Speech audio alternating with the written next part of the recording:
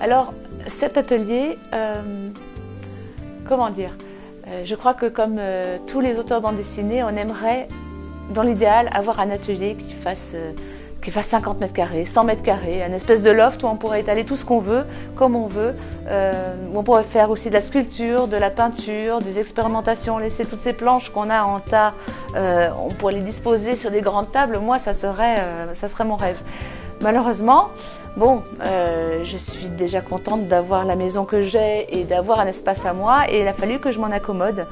Donc c'est pour ça que j'ai essayé de mettre des tables en L pour justement pouvoir m'étaler un petit peu, mettre mon bordel à droite, à gauche, etc.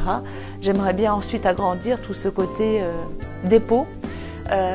Et par ailleurs, sinon, ce qui me semblait très important, c'était d'avoir toute la documentation papier, parce que bon, j'ai la documentation internet qui est juste à côté de moi, mais la documentation papier, tous mes bouquins, il me les fallait à portée de main.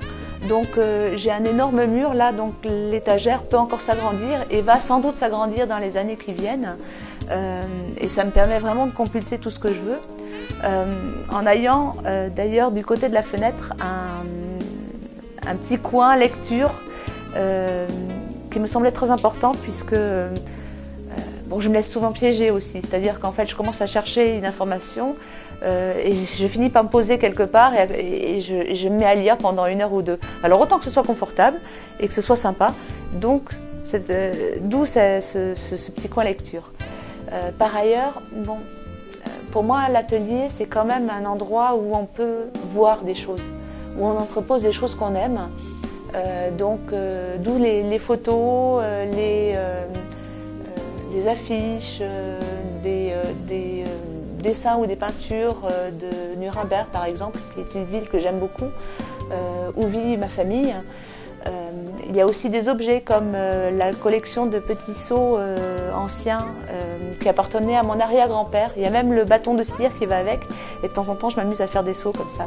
Mais c'est juste pour mon plaisir personnel. J'aime bien tripoter les objets, les regarder, les avoir à portée de main. Je crois que ça me rassure, ça me procure une certaine sérénité de voir tout ça autour de moi, de voir toutes ces touches de couleurs.